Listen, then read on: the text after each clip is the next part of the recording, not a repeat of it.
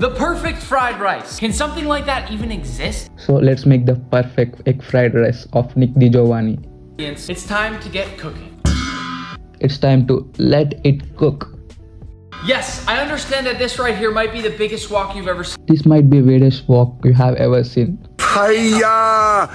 It's okay until it works. To start, we'll go heat on. To start, here we go, heat on. Season our entire wok with some pork fat. I'm using oil because I am a rare person who never ate pork and a non-Muslim. Like this. Next, I'm gonna go into a bowl with 3 egg yolks and 2 additional eggs. So I'm using one of plain boiled white egg.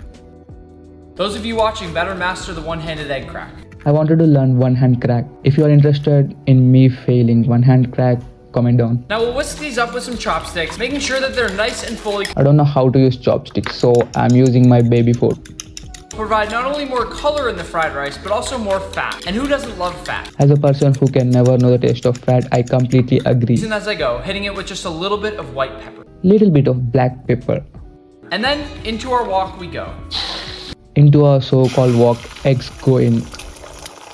Just watch as that beautiful egg puffs up. Watching my handsome egg puffs up like Powerpuff Girls. My goal now is going to be to keep it nice and fluffy while also breaking it up into little bits that will spread throughout the fried rice. Keeping my eggs nice and fluffy and making into little bits. Now that the egg is all set, I'm going to go in with some chili or pepper, whatever you have. I only have chili, so I'm gonna add chili.